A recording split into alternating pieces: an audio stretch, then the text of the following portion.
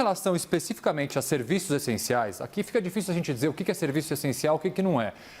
Obviamente, existe uma gradação pessoal de cada um. A primeira decisão, o Caio até releu ali o início da parte legislativa, vamos dizer assim, da pandemia. O governo federal entendeu que serviços essenciais estariam relacionados à saúde, o que é óbvio, a manutenção do abastecimento de remédios e alimentos, mais do que óbvio, e depois isso foi se alastrando, foi se aumentando, na verdade, para todos os ramos de transporte de logística, indústria, construção civil e aqui em São Paulo especificamente, que eu já trouxe esse número várias vezes, 74% das atividades econômicas estão abertas. Nós temos lotéricas, lavanderias e um ramo de serviços que eu poderia aqui falar sobre se são essenciais ou não, mas o fato é que já estão abertos. Agora, o que me preocupa é abrir mais um serviço em tese essencial, é porque o isolamento está cada vez caindo mais. Ao abrir mais serviços essenciais, a gente não corre um risco, por exemplo, isso foi dito no debate aqui essa semana. Vamos abrir academias, abrir salões de beleza e barbearias. Como esses funcionários desses estabelecimentos vão trabalhar? A pé? De carro próprio, se eles tiverem? Não, muito provavelmente eles vão usar, uma boa parte deles, transporte público. A gente não está tentando evitar, isso foi trazido aqui no debate, a lotação do transporte público. Como é que a gente pode pensar em abrir outros ramos da economia que certamente vão ter um impacto direto no transporte público? Se a gente não quer aglomeração, a gente tem que manter a economia no essencial. E neste momento, eu acho que barbearia, academia e salão de beleza não é essencial.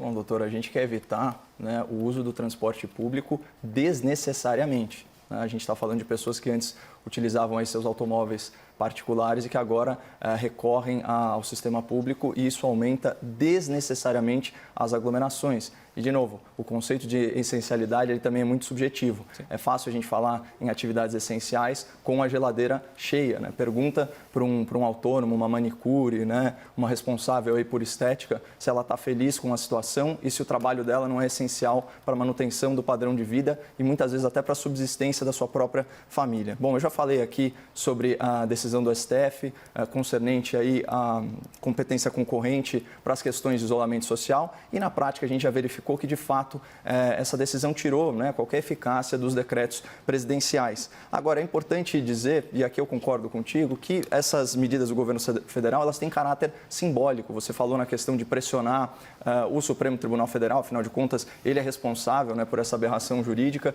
e também os governadores, né, que estão com passe livre fiscal gentilmente concedido pelo Congresso Nacional. Claro, isso vai impactar o bolso do contribuinte, eles parecem não se preocupar muito com isso. Mas o ponto é que, assim, qualquer coisa que o governo federal fizer requer a anuência do Poder Executivo Estadual ou municipal. E atividades essenciais, acho que como a gente vai concordar aqui, é meramente uma questão de nomenclatura, de classificação, né? Não corresponde efetivamente àquelas atividades fundamentais para a nossa sobrevivência, né? Você trouxe aqui um elemento bastante claro para ilustrar isso, que, segundo o próprio governador do estado de São Paulo, 74% da atividade econômica do estado está sendo mantida. Óbvio que nisso entram questões aí como, por exemplo, a produção industrial, inclusive a produção industrial de itens supérfluos. O que a gente já trouxe aqui para o espectador da CNN, né, que na verdade foi levado ao STF pela Presidência da República, foi aquela situação de crise de demanda, né, com queda de mais da metade nas vendas, né, de um mês para o outro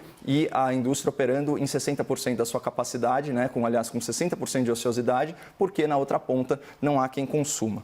Agora, falando especificamente sobre os salões e as barbearias, né, antes de abordar a atividade das academias. Nesse caso específico, eu acho que é muito similar a situação que a gente tem, por exemplo, aqui na imprensa, né? São atividades em que existe muita facilidade de estabelecer protocolos de distanciamento social e higiene, né? Isso pelo uso de álcool em gel, máscaras, horário marcado, turnos diferenciados, inclusive para evitar essa situação que você muito bem colocou da lotação do transporte público. E outra coisa, no caso dos salões, né, de beleza e das barbearias, é o reconhecimento de uma realidade observável, né? Eu acho que de todas as atividades atividades aí que foram obrigadas a parar, essa atividade ela permanece ou de forma clandestina ou a domicílio.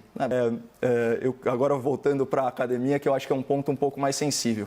Existe um grande estereótipo, quando a gente trata de academia, de associar isso àquele estereótipo da estética, né? Você já mencionou aqui a sua vontade de ter a barriga chapada e tal. Mas eu acho que a gente tem que avançar isso e superar esse estigma e começar a pensar em saúde. E aqui vai ser ponto pacífico no debate, que saúde é sim uma atividade essencial, atividade física é essencial. Inclusive, peguei alguns dados aqui da OMS, né, Organização Mundial da Saúde, referência aparentemente no combate aí ao coronavírus. Eles dizem que o risco de morte é 30% maior nos sedentários, né? Aquelas pessoas que não praticam atividade física, e que o sedentarismo, inclusive, é o quarto principal fator de risco para a humanidade. Ele é gatilho para coisas como diabetes, obesidade, doenças cardiovasculares, câncer, né? São verdadeiros carrascos da saúde humana. Então, desde que sejam atendidos também esses protocolos, ou seja, distanciamento social, não superlotar os estúdios das academias, inclusive eu faço aqui uma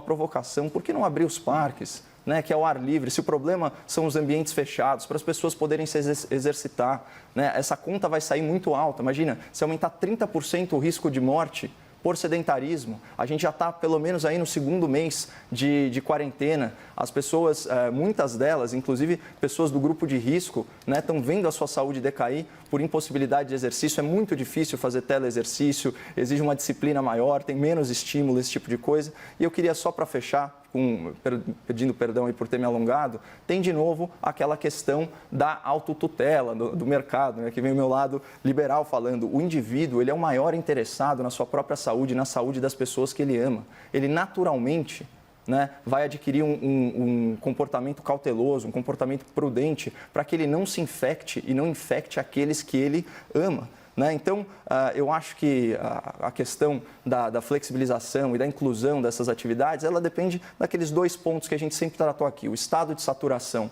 da saúde pública, do sistema, numa determinada região, especialmente dos leitos de UTI, e, finalmente, a expectativa de internações com base no viés da curva de contágio. Então, eu espero que os governadores se sensibilizem, aqueles que podem, né? Há lugares aí em que isso é possível, e também há aquele controle inerente ao mercado, que é o indivíduo decidindo se ele vai consumir aquele produto ou não.